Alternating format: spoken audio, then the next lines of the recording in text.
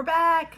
And this is our first edition of the Shelf of Shameful Opportunity. Yes, it is. What does that mean exactly? I don't know. It just means our shelf of shame, our shelf of opportunity, whatever you want to call it. Whatever you want to call it. We're trying to work through playing through it this year because we have a huge one from when I was sick. Huge. So.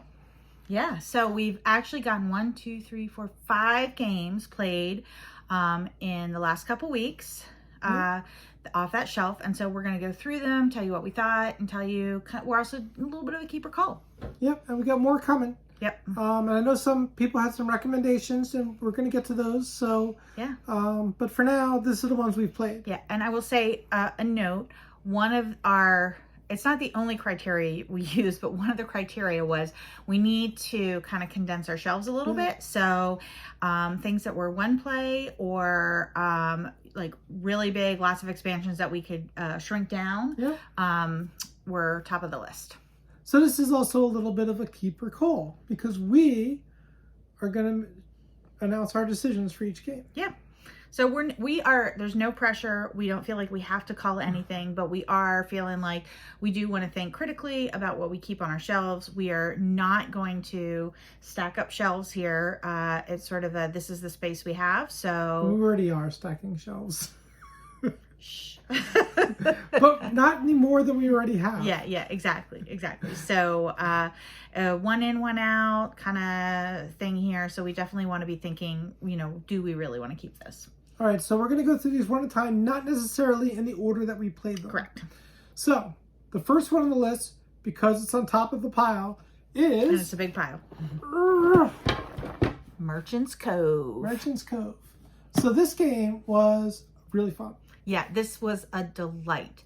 I have heard Mike DeLisio, in fact, of the Dice Tower, really likes this, and he talks a lot about how it has these like little individual games that each person is playing. And he said he thought that made it difficult to teach or learn. I really didn't think so. The game itself, if you look at the core game rules, they're very simple. Yeah. And then each of the micro games, if you learn them in isolation, they're also easy to learn. Yeah. So it's really not hard to learn, but you do have to learn basically 2 simple games. Yeah. But the rules are really well laid out. I mean, it's kind of like each merchant is trying to make or get goods to sell. And so it's just figuring out how your one merchant is going to do that. So the concept is kind of the same. It's just the mechanism. And we loved this. I think we really liked this. I will say it was not my favorite of the games that we played, but it was up there probably number 2. Yeah. It's probably because I won both times. Just kidding. Just kidding. No. But there is probably really some disparity in like each merchant.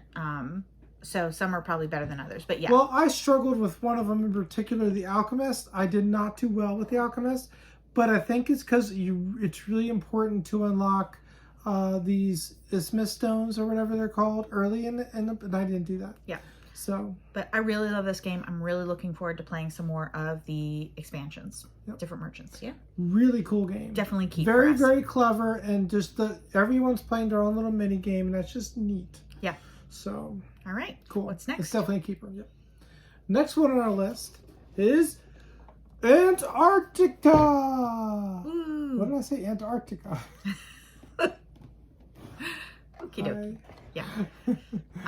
So, yeah.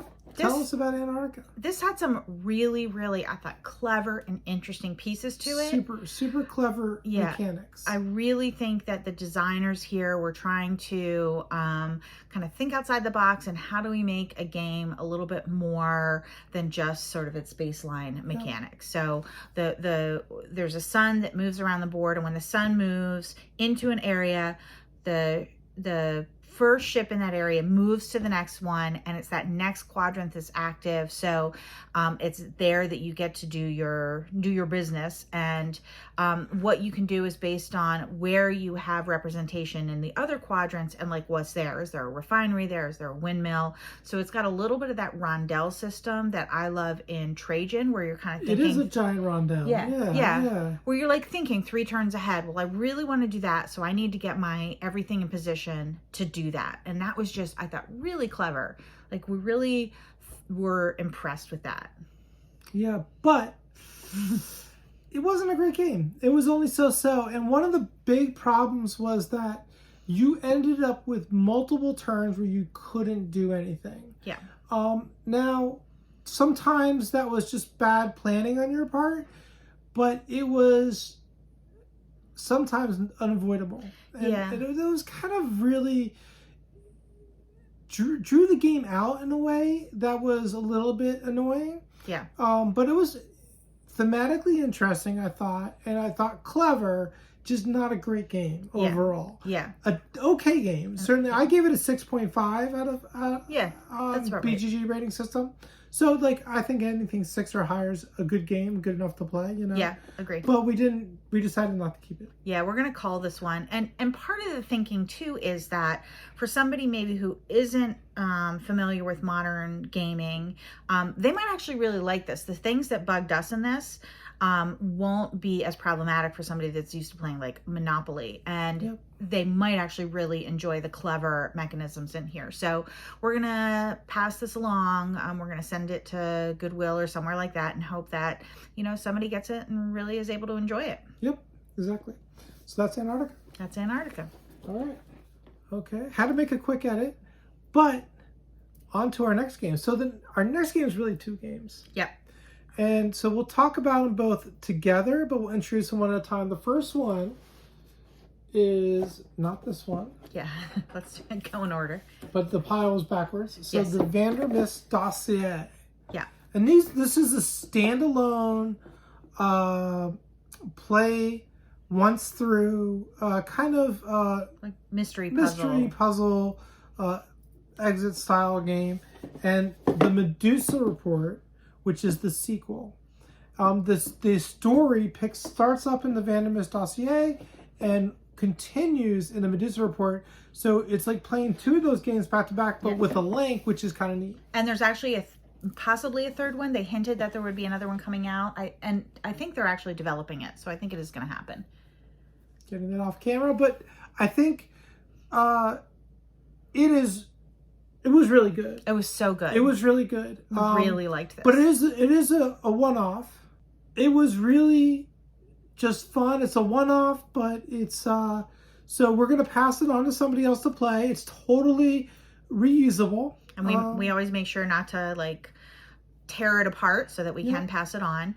We love these one-offs. This was a really good one. This was, I think, high on my list of one-off games. I liked the story. The story was actually really engaging. The story was really interesting. Sometimes the story is like whatever, but this story was super engaging. I think there was actually a moment in the second one where I was like, oh, which I don't always do, but like it was really, there was some like, oh my gosh moments. I can't believe that happened.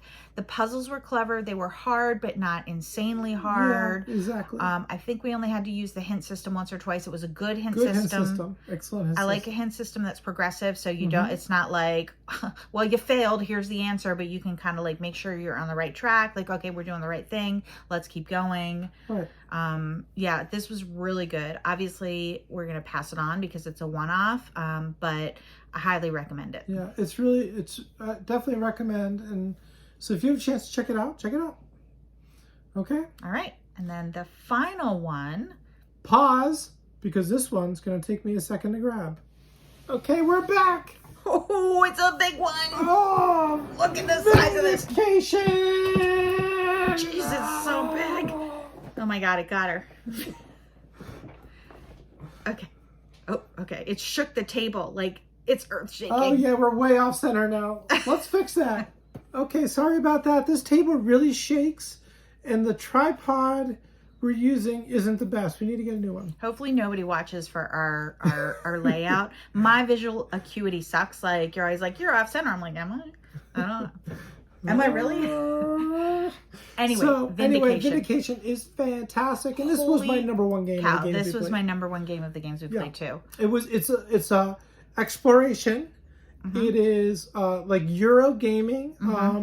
You got these cool characters that kind of power up and get to do more things. Yeah, there's some resource collection in order to like buy stuff.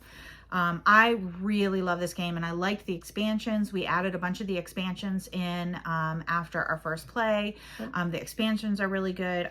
I like the fact that you could kind of take out the Take That expansion. They made it really modular, because we do not like the Take That. We do not like so that. We were able to just get rid of that and not play with it.